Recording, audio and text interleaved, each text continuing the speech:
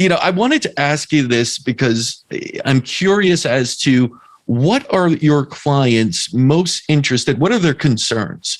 Is it weight loss? Is it dealing with stress and depression, especially right now? Is there something that comes up a little bit more than the others?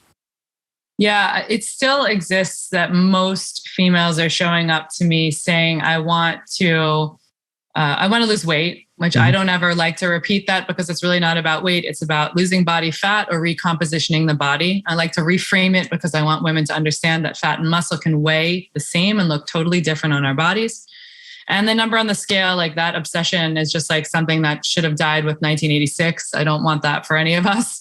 But weight and body composition and feeling good in my clothes has sort of become a newer way to talk about it. I have a lot of women say, I just want to feel good in my clothes. I like that that's transitioning there. I think that's still a body recomp, weight loss conversation.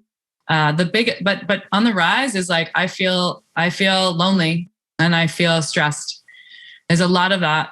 And there are ways to mitigate that. And a lot of it is mindset. So I end up working a lot with breath, which is the reverse. The remote control of the nervous system is our breath. And our nervous system is what dictates how we feel quite often. And I mean, all the time, basically. And so how we use our nervous system, and it correlates to how we use our breath.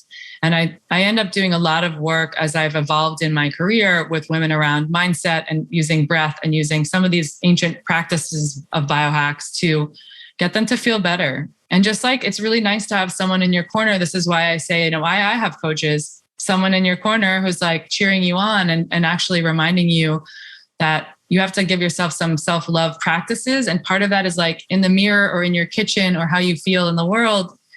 It's not speaking to yourself negatively, right? It's like positive affirmations are one thing, but just women, and I'm generalizing, men do this, I'm sure as well, but women, a lot of times we're just talking to ourselves in the mirror or the proverbial mirror, like as we're walking through our lives, like just we're really beating up on ourselves. We're really hard on ourselves. We're not giving ourselves any grace. And it adds this just like extra layer of stress and dislike that our cells are listening to, that our body energetically is like, okay, I suck, or this looks bad on me, or like whatever, my legs are too fat, or whatever shit we're telling ourselves that we would never let our friends get away with talking about themselves that way. Yeah, minding your thoughts is so important on both sides. And I can imagine, especially in today's society, where even young women are looking at the projections of themselves, looking in the mirror, looking at all these things, are constantly on their phone. Listen, years ago, it was different. We didn't have constant bombardment. It was You'd have to wait for the magazine to come or this and that. Now it's literally in your hand at all times. The photoshopped images of women that we put ourselves up to, that other women do, and men too. It's not a single sex type of problem. But I can imagine that's incredibly difficult.